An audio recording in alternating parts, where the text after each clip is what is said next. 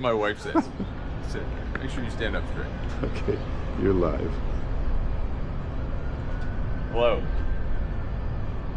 This video is about construction types, and it's important to understand the built environment in our work. And there are different construction types for these parking garages. Today, we are on a precast garage. Precast garages are made of lots of individual pieces or segments.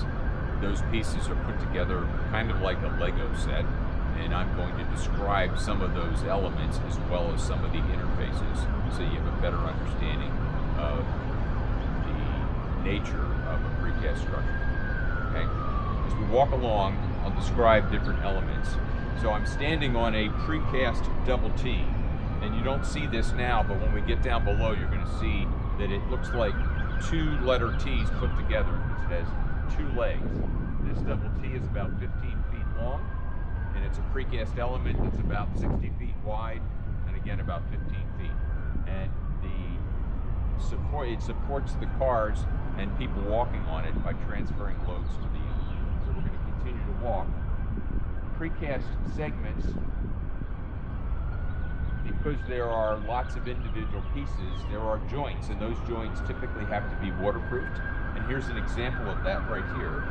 This is a T-to-T joint where we have urethane sealant that fills this joint. It helps waterproof it, but also conceals embedded connections that are in here. Okay? At the end of the double T on this particular garage, we have field poured concrete in a pour strip or a wash, and they call it a wash because it deflects water away from the walls towards a drain. And this is actually poured in a cavity at the end of the precast double T. And you'll see that this also has joints. And over here, we have a cove joint. The cove joint is anywhere where you have a joint between a horizontal and a vertical element. So basically a 90-degree area. And they put the joint sealant here. In precast, anytime you pour cast-in-place concrete or poured-in-place concrete on top of precast, you have to honor the precast joints below. So there is we call it a reflective joint, tool joint, that is made anywhere there's a precast joint. So you see here's the precast joint. It continues to the wall, and this is a tool joint in the cast-in-place because this will flex and will crack, and we're forcing the crack to occur right here. As we walk down, you'll see walls on either side. These are actually stacked walls or ramp walls because they support the ramp. As we get down further, you'll see that they have openings in them, and they call those light walls. Over here you see the top of a precast column. So all the elements are framed into columns or walls that carry everything down to the foundation. It's a very individual building block or a common building block in structures. So these double T's are supported at the ends on these walls. These walls are then supported by these columns. Or in this case, these are stacked walls. Again, these are light walls, and they protect the openings for fall through with a screen, chain link fence screen that are put in there. And you can see lots of joints. Again, the double T joints. At the ends, you'll see tool joints. You'll see the cove joint, and you see the individual segment joints in the walls themselves. Now we're entering the underside of the structure from the roof, and this is called a closure spandrel. Spandrel is an element that spans across an opening. Sometimes it carries weight, sometimes it's simply a barrier, as in the case of this closure spandrel. And so that's the roof, and it prevents cars from coming off the top of the roof. Now we're going underneath the structure, and you can look up. And this is a precast double T, and what you see is two legs. So this is a 15-foot wide double T that has two legs, or in other words, they call them stems. And these stems are where all the capacity comes from in a precast double T.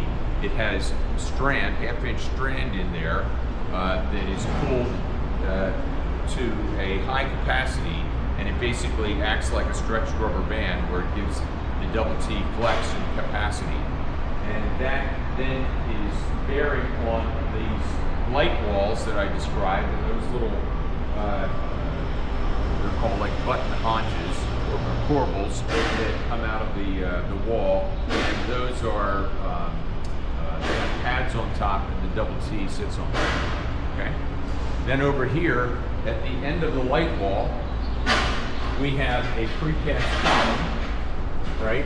And this is a column haunch here, and this column haunch is supporting this element right here, and this is called an inverted T-girder. And it's called an inverted T-girder because it looks like an upside down T. It has ledges on both sides, and those ledges carry the double T above. Now if you look below it, there is also a cast in place wash, and this is over top of that girder that's above. There's one right below us. That's the beauty of precast, is a lot of repetition as you go down through the structure. And so this poured in place or cast in place core strip is mounted over top of the girder, and you can see the tool joints that are placed over top of wherever there's a precast joint. And then over here we have a drain, and this floor drain is built into the cast in place or field poured concrete at a low point, and all the water is directed to these two areas. Now, in garages, there are multiple types of stairs. There are individual stair towers that are standalone structures that are built adjacent to the garage. Or there is something called a punch-through stair, which is actually built in the structure itself.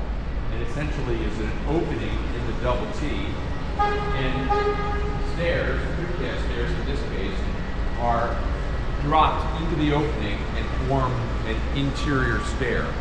So you can see this is a common stair element. We have aluminum nosings that protect those edges right here. So you can see right here. We have galvanized railings, and so this makes up a punch-through stair. And so again, there are joints at the top that have to be waterproofed, very common elements, right? Now we're walking down this way, and you can see on either side, precast column on both sides, the double T's over top. And then an interesting thing is that these openings in the stems are called T-stem blockouts, and they happen to be manufactured, that plastic insert is manufactured by our sister company at High Concrete Accessories. And we actually sell them to all the precasters across the country. But they use that to pass conduits through for lighting and sprinklers and other types of things. Okay? And you'll see on the underside, sometimes you'll see in a T-joint, here's the T-joint looking up from the underside, and there's typically a foam backer rod stuffed into that joint before they put the caulk in. And that foam backer rod just basically creates a barrier so that the caulk, while it's very soft, doesn't leak through the joint.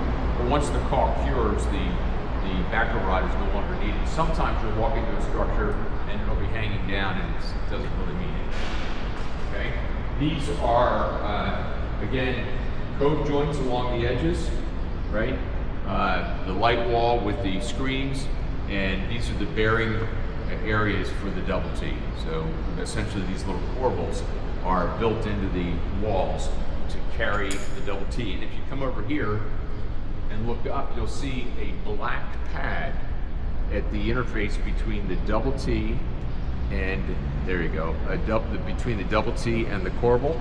That pad is soft, and it's a random oriented fiber pad that is meant to cushion the space between the double T and that corbel, kind of like cartilage in your leg, right? So it's not bone on bone.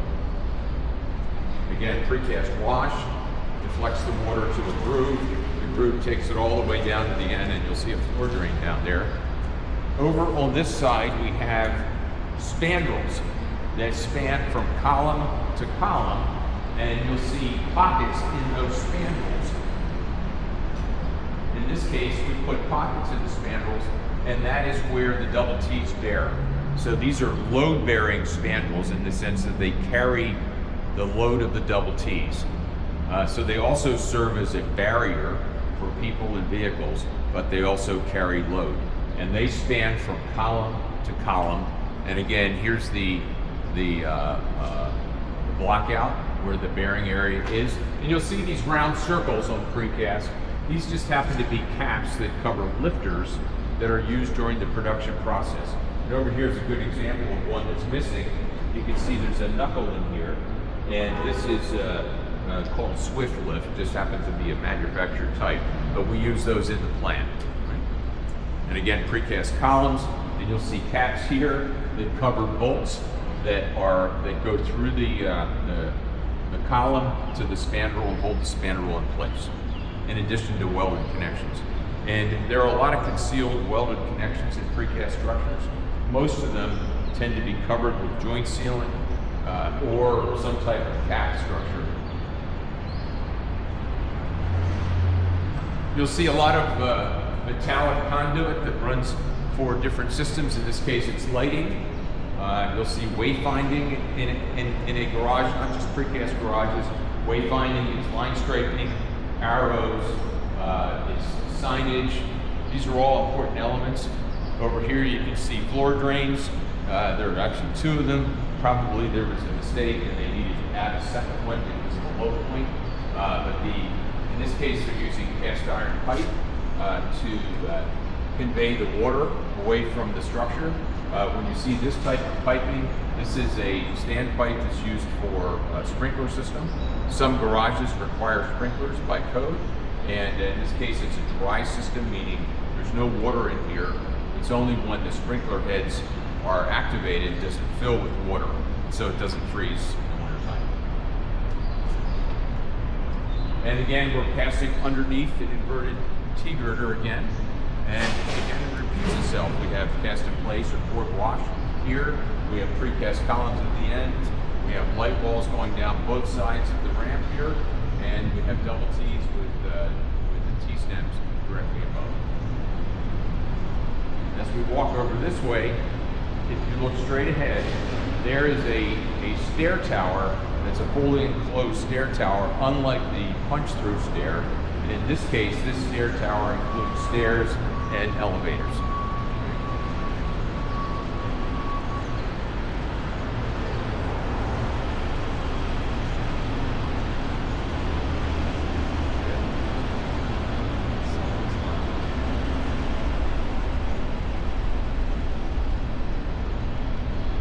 Inside the stair tower, we